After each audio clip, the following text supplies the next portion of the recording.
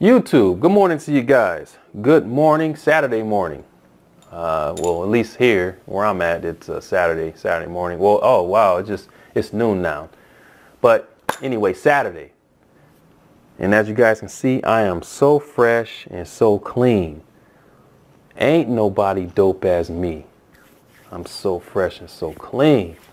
Shout outs to that Andre though, that Andre. But yeah, as you guys can hear, it's very quiet here. Very, very quiet. I'm not used to this. You guys know how it be during the week. But my wife took the girls out to the park. They'll probably be gone for another hour or so.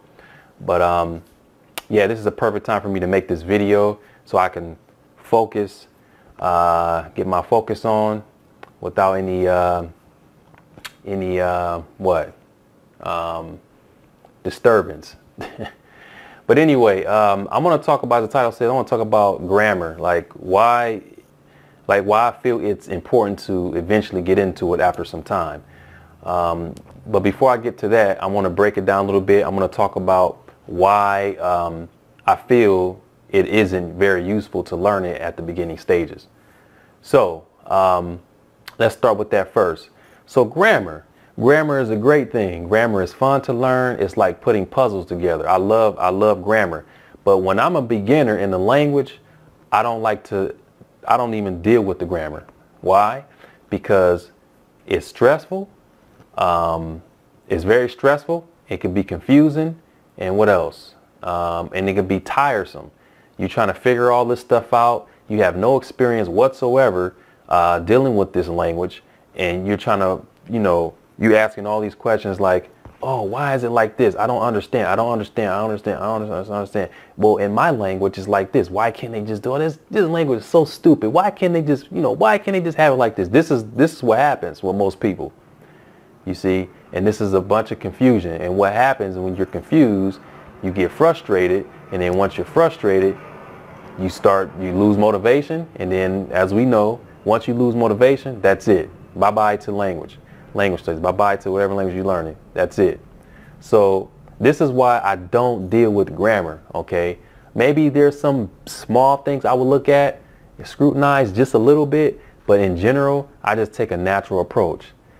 Now, this will be, for me, this will be applicable to those who are interested in learning a language to communicate with native speakers, becoming fluent in the language. You want to learn this language to, you want to learn this language for that particular reason. Now, if you're a linguist, now there's a difference here. If you're a linguist, someone who is not really looking to learn this language fluently, they're not even really concerned with trying to learn how to communicate. Now, maybe this is a bit controversial. I know the term linguist is different. Some people have their own definitions for what linguist is, but you guys know, someone who studies linguistics. Let's just say that. Yeah, so someone who studies linguistics, they're basically just learning the science of the language, like the pronunciation, how words are enunciated, using the tongue, and they're good at that. They're good at explaining why you should pronounce it this way, that way, why this sentence is constructed that way, why to use this particular word for, I'm going with this, the science of the language. This is what linguists do, or people who study linguistics. So if you're that person, then getting a grammar book and diving right into it at the beginning, that's what you do. There's no problem. But someone like me who is interested in communication and want to learn this language, to be able to speak, then I don't take that approach. I need to spend at least 6 to 7 months on a language before I really start getting into the grammar. And I just want to address that because some people, like I said, it might be a little controversial because some people say, oh, a linguist is, they speak languages. I'm just going to say those people who speak the people who study linguistics. Hold on for a second. Let me turn this down. I don't want to be this thing that's going to distract me. Hold on for a second. Let me turn this down. Okay. So yeah, I just wanted to address that because I know some people have their own definitions of what this means, but that's what I wanted to just touch on before going further. Now, why is it important to eventually get into grammar?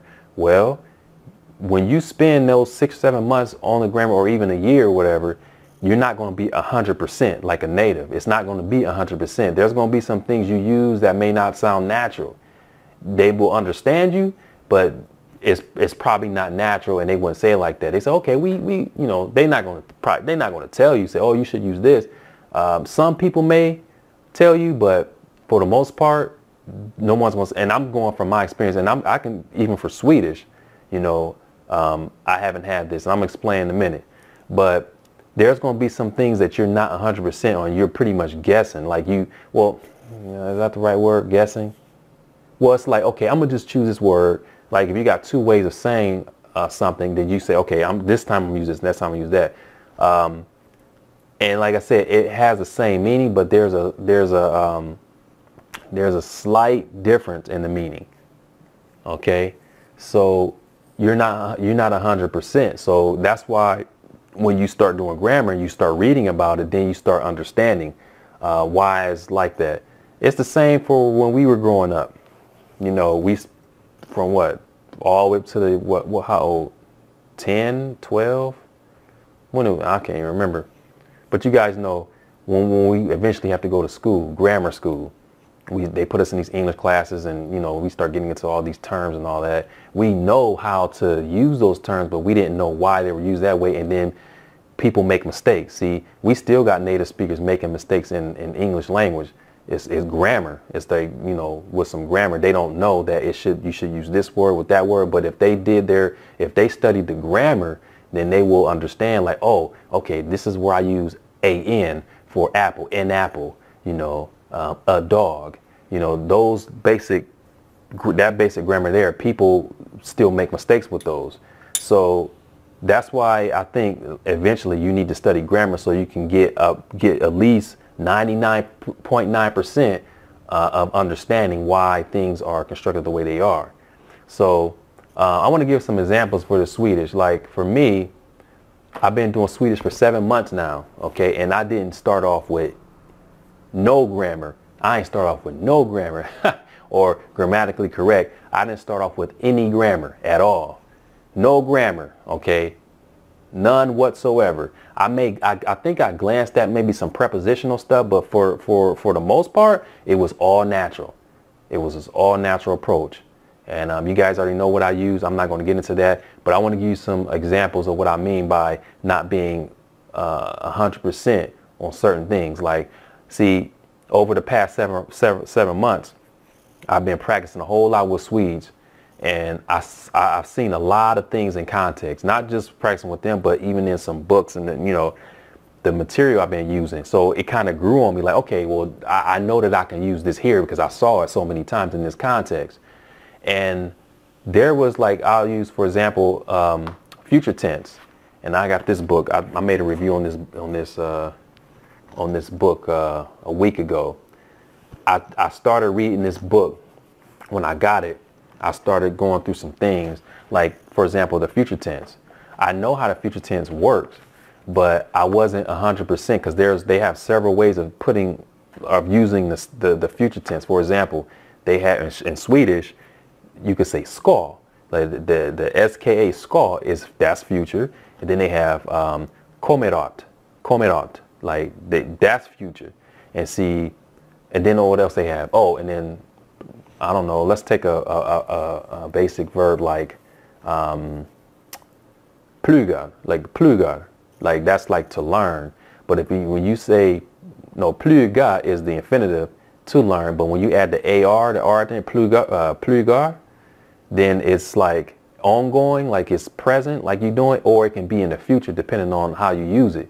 See, those are all, you can use either of those to make the future tense. Now, what I was messing up on was I was using ska and kommerat like they were the exact same, but I learned in this book here just recently that they have a slight difference.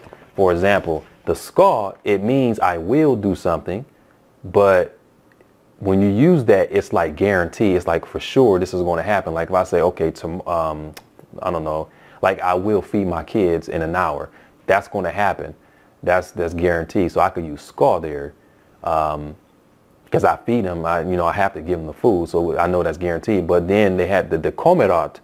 That is like, I will do this, I think. Like, it's not guaranteed. I might do it. You see the connotation, like there's some discrepancies there in the meaning. And I was using them like, okay, I'm talking to someone and I said, you know what? Let me use komerat this time because it sounds better. I keep using ska. And see, you can't be doing that in the languages. Like, I mean, people will understand. They will understand what you're trying to say, but it's not 100%. It's not natural. And most people are not going to correct you. They're not going to say, oh, you should use komerat, because they don't want to get you confused, and you may not know the difference between them. But that's why it's eventually to bust out some grammar books once you've spent enough time with the language. And there's a lot of other things that I learned, like about the past tense. Like, again, I've seen a lot of this stuff in context, but I wasn't 100%. Like the past, we have like, what do we have? So in Swedish, we have the past preteritum has the ending DE and TE. The ending TE is used if the basic form ends in a voiceless consonant. Otherwise, DE is used after the vowel A, which is a voice sound, and after voice consonants. Voiceless consonants are P, T, K, and S. If the basic form ends in one of these consonants, use TE. Otherwise, use DE. And see, I've been seeing that in the context. Opened, öppnade, öppnade, open. See, öppna is the basic form plus DE, which puts it in the past. Fråga, frågade. Fråga, basic form, adding DE makes it frågade. Ring, ringde, rang. Känn, kände, knew or felt. You see, I've seen those. And then even these, like köp is basic form, like buying. Köpte, past, bought. You see, köpte. And I noticed that, okay, I did wonder at one point, like, why are they using TE instead of DE here? I did wonder that, but then at the same time, I said, you know what? I need to just accept it the way it is. I'm not even worried about that. But that was, see, that right there would have been some confusion. I wasn't confused, but I was just wondering, like, why they were using TE. I didn't understand that. But see, after reading this book, they telling me that P, T, K, and S, all those voiceless consonants, take that T, and now I understand it. You see, I wasn't sure, but now I'm 100% sure why that works. And there's a lot of things like that when dealing with grammar. You're not going to be 100%. You may be using something like totally not like unnatural. So yeah, let me wrap this video up. It's about 13 minutes. I just wanted to talk a little bit about that.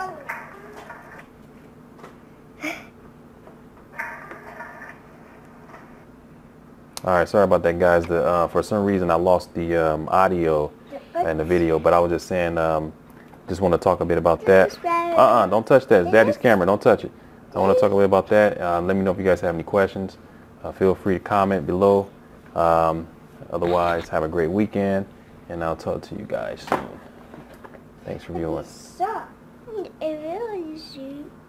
bye. Say bye. Say bye.